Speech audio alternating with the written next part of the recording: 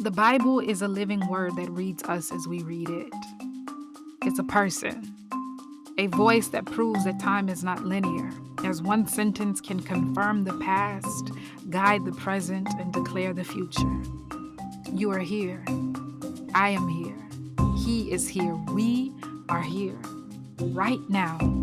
In the tomorrow of yesterday and in the yesterday of tomorrow, I thank you for joining today. So we're back. Thank you so much for joining again. It's always a pleasure and delight to have you in the room. So, in our last episode, we got to see Jacob at his finest when it came to his deceiving style and abilities and the way that he really tricked his pops out of a blessing when it really rightfully belonged to the firstborn son being Esau. So, if you recall, Jacob bartered this deal like, yo, bruh, I'll give you a bowl of lentil stew if you give me your birthright. And Esau's like, yo, I'm hungry, whatever. So Jacob talked him out of his birthright and then pretended to be Esau in order to deceive Isaac out of blessing Esau and blessing him instead. So, um, needless to say, Esau is upset, highly upset. He's to the point of like, yeah, I hate this dude. And like, first opportunity I get after Pops passes away, I'm off in him. And so Jacob ends up fleeing to go live in Padan Aram with Rebecca's brother. Um, Rebecca sent Jacob to go and just let his brother cool off for a little bit, but to go and find him a wife. And so that's where we find ourselves in this episode. Jacob flees, he leaves from home, and he's on his way to Padan Aram to meet up with his uncle. Um, and he falls asleep. He finds a place to camp and then he falls asleep.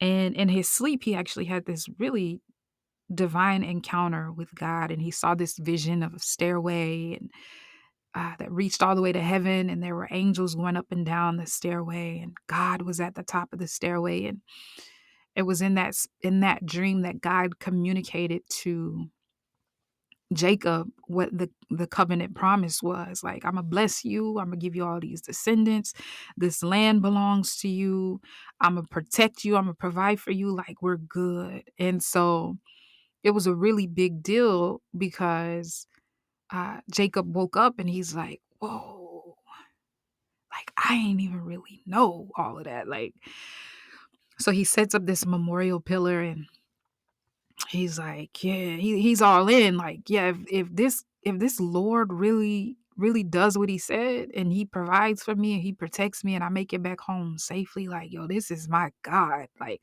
I will serve him. I'm gonna give him 10% of everything that he gives me.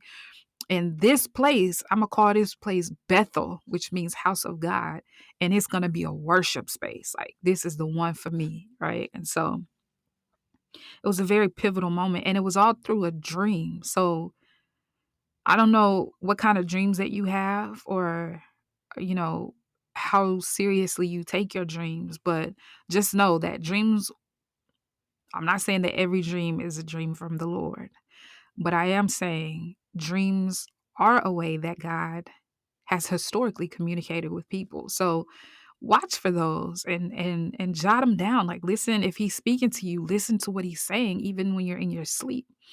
So Jacob goes on about his business. He makes it to his mom's hometown and he just kind of kicks it by the well because that's where everybody kind of communed. And it was like the place, it's much like a water cooler. Like, it's a space where you could go gather information, learn about who is where and where is who and all the things. And so Jacob went and there were all these shepherds just kind of hanging around with their flocks because they would wait for all of the flocks to arrive to the well, and then they would take the lid off the well and make sure everybody, all the flock had water to drink and everything. So they were waiting for all of the shepherds and flocks to arrive. So Jacob's just shooting the breeze with these guys, and he's like, "Yo, what's up? Y'all doing good? Yeah, we're good." Hey, y'all ever heard of this dude named Laban? And they're like, yeah, we heard about Laban. He's like, is he all right? Like, he good? And they're like, yeah, he's good. Oh, by the way, like that's his daughter right there coming up. So Rachel, who was a shepherd, showed up to the well with the flock that belonged to Laban. And Jacob was dumbfounded by her beauty. He was like, oh, yes. That's what she okay. So he went right away and just took the lid off the moved the stone from the top of the well and started making sure all of her flock had water to drink. Like he just immediately got to business taking care of her. And she's, I imagine, just like kicking back, like, "Oh, I don't know who you are or where you came from, but okay, thank you." Um, and then after he finished making sure all of the flock, were good, he kissed her and then he just started weeping, which is awkward. And so I imagine that Rachel's like, uh, um, okay, uh, hmm, okay. And so Jacob's like, "Oh, my bad. I'm sorry. I don't mean no disrespect. I'm Jacob. I'm actually kin to you. My mother is your father's sister." And she's like, "Oh, what's up, kinfolk?" And so he actually, excuse me, she actually ran home to tell Laban, like, "Pops, I got a cousin. He's at the well. Like, come see what's going on." So Jacob and Laban end up greeting each other, and Laban's like, "What's up, nephew?" And uh, Jacob ended up staying there for a month, and he just was working. And one day, Laban, they're just kicking it at the dinner table, and he's like, "All right, nephew, you've been working real hard for a month now, and I appreciate you and everything, but like, I want to make sure you taken care of. Like, what's your rate? Because I want to make sure you getting paid." And Jacob's like, "You know what? How about this? I will work 7 years if you will let Rachel be my wife." And Laban's like, "Yeah, you got it. That's a real good deal. Labor, I get labor for 7 years for you to marry Rachel? Bet, because I'd rather her marry you than one of these ruffians out here anyway." And so Jacob worked for 7 years and he was so madly in love with Rachel that it just felt like a few days, because he had her as his incentive. Now, quick pause. Rachel had a sister named Leah, and it said that Leah had dull eyes. Like she was not one who would just turn your head when you walk into a room. Like it was actually Rachel who it said she was a baddie. Like she had a body and she had the face too. And Jacob was excited about making her his wife. Whereas Leah was like, yeah, she was basic. So after 7 years goes by, Jacob goes to Laban. He's like, "All right, Unc, I worked my time. Like, I did what I said I was gonna do. It's time for you to pay up. Like, I wanna celebrate with my wife." And so Laban threw this whole ceremony and everything, and invited all the neighbors and stuff. Like, my daughter's getting married, whatever. And so they all came and celebrated. And then nighttime came around, and Jacob's just waiting in the honeymoon suite for his wife. And then, now mind you, lighting was different. They didn't have lights the way that we have lights. And so I imagine it had to be very dark while he's sitting and waiting in the honeymoon suite. And then it said that Laban pulled a switcheroo, and rather than sending Rachel into the honeymoon suite, he sent Leah into the honeymoon suite.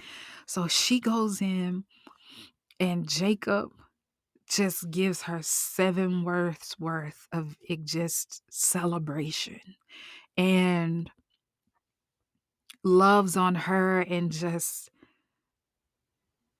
yeah, they consummate their marriage. And then morning time hit and that sun rose. And when the sun rays hit Leah's face, Jacob was like, "Ah, what are you do huh?" He goes to Laban upset, and he's like, "Oh, I worked 7 years for her, for Rachel, not for Leah. Why would you trick me like that?" And Laban, just so calm, cool, and collected, was like, "Oh, nephew, let me tell you, it's, it's not customary for us to give the youngest daughter first. Like, the oldest daughter has to be given in marriage before the youngest daughter could." And Jacob's like, "Yo, you couldn't have told me this, like, before I worked 7 years for Rachel? Like, what?" And so Jacob's like, "You know what? Imma work another 7. Imma put in another 7 years because I want Rachel to be my wife." And Laban's like, "Alright, nephew, sounds like a good plan." So he got more labor. Jacob's putting in all of this work, but it was after a week. It was only a week after being with Leah that Laban was like, "Alright, cool, here's Rachel. Just make sure you pay off the rest of your 7 years."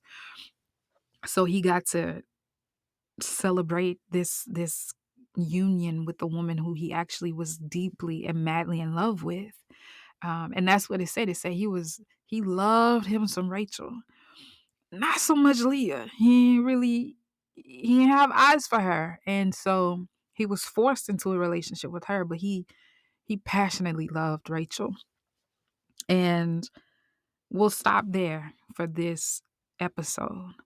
Um, but it's interesting because Jacob, the trickster, who pulled a really big trick. He like deceived his father in a really big way and took something from his brother, is now on the other end of that deception, and his uncle is the one who pulled a really big trick on him. So he's getting to see what it feels like.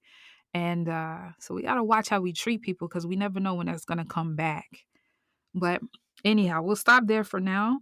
And then in the next episode, if God should bless me with the opportunity to record another one, we'll start getting into this multitude of descendants and how that's really going to start manifesting for them. So I thank you again for your time. And I look forward to meeting with you again.